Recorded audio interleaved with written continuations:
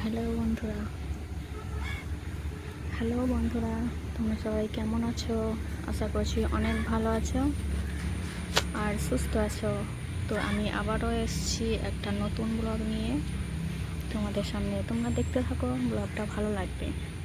তো এখন আমি আছি হচ্ছে ছাদের উপরে, আর এই যে ছাদের চারিদিকের ভিউ খুবই সুন্দর।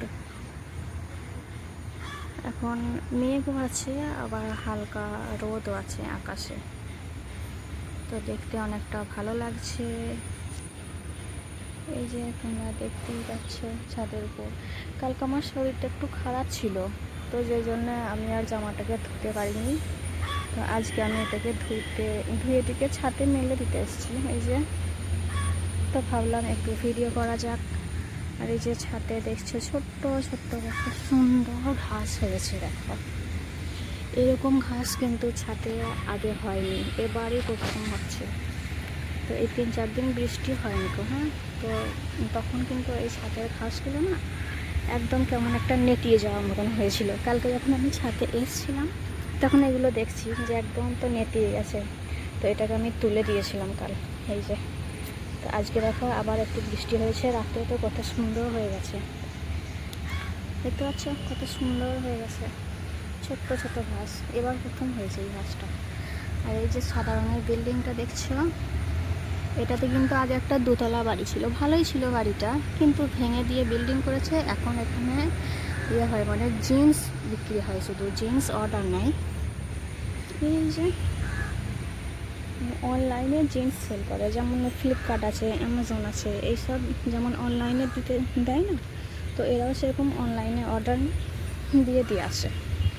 এরকম কত সুন্দর একটা ভিউ এখানে হয়েছে, দেখো ছোট্ট ছোট্ট ঘাস।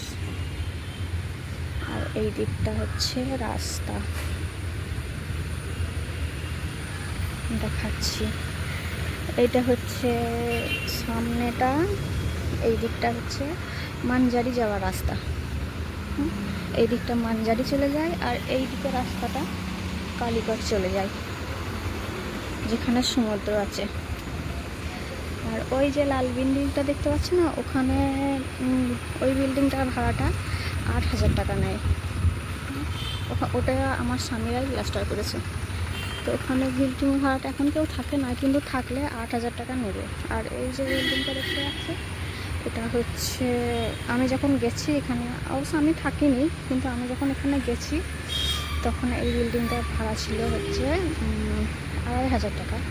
তো এখন হয়তো বেশি নেবে, কারণ এই বিল্ডিংটার মধ্যে সেরকম কিছুই নেই, শুধু একটা ঘর, ছোট্ট একটা ঘর, কোনো বেসিন নেই। আর এখানে কিন্তু আমাদের ফিল্টারের পানি দেখতে পাচ্ছে, এই দুটো হচ্ছে বড় বড় ফিল্টার ছাদে লাগানো আছে। ডাইরেক্ট পানি কুয়ো থেকে ওইখানটাই ওঠে। তো ওখান থেকে এই যে ফিল্টার হয়ে এইটার মধ্যে যায়, তারপরে আমাদের রুমের মধ্যে চলে যায়। আর এটা হচ্ছে আমি যেখানে থাকি, যে রুমে থাকি, সেই রুমওয়ালার মালিকের বাড়ি। সচরাচর আমি যাই না, কারণ আমি তো আর মালিয়াম বুঝি না, সেই জন্য আমি আরও যাই না। এটা হচ্ছে সিঁড়ি নেমে যাওয়ার। তো হ্যাঁ, ওই ঘরটাতে একদম ছোট্ট একটা ঘর, যেটা বললাম যে 2,500 টাকা ভাড়া নেয়। ছোট্ট একটা ঘর, একটা বাথরুম আছে, ওটার মধ্যে রান্নার কোনো জায়গা নেই, কোনো বেসিন নেই, মানে ব্যাচেলারদের জন্য ঠিক, কিন্তু তারপরে ওখানে রাজস্থানি ফ্যামিলি থাকে, কী করে থাকে ওরাই জানে, কিন্তু থাকে। এই জায়গাটা অনেক সুন্দর, হয়তো অন্ধকার লাগছে, কিন্তু সত্যি এই জায়গাটা অনেক সুন্দর। তো এখন বাজে হচ্ছে 11:30, কিন্তু আমি রান্না করব না। আমার পতিদেব বলেছে আজকে রান্না করতে হয় না, আজকে বিরিয়ানি নিয়ে আসবো। তো কেরালার বিরিয়ানি কীরকম হয় আজকে তোমাদেরকে দেখাবো, হ্যাঁ। আর কেরালার বিরিয়ানি কিন্তু আমিও করতে জানি, একদিন রান্না করে সেটাও দেখাবো। এখানে কিন্তু একটা কুয়ো আছে, দেখাচ্ছি, দেখো। এই যে এখানে কিন্তু একটা কুয়ো আছে, এই কুয়োর পানিটা এই গরু মোষকে চান করানো হয়। এখানে একটা খাটাল আছে, এই যে ইনি করাইছেন, ইনি কিন্তু আমার দিকে তাকিয়ে দেখছে যে কি করছে। তো যাই হোক বন্ধুরা, এখানে এই যে গরু মোষ থাকে দেখতে পাচ্ছ, পাইকারির খাটাল। তো এখান থেকেই হচ্ছে গোসল করানো হয়। আর এটা একটা মেম্বারের বাড়ি, পার্টি মেম্বার, তারই বাড়ি। তো কোনো দিন আমি আমার ঘরও দেখাবো। ঠিক আছে বন্ধুরা, আর কমেন্ট করো আমার ঘর তোমরা দেখতে চাও কি চাও না। আর আমাকে বেশি বেশি করে ভালোবাসা দিও, যেহেতু আমি একটা বাঙালি মেয়ে আর কেরালায় থাকি। তো আমার বাঙালি বন্ধুরা আমাকে তোমরা অনেক ভালোবাসা দিও।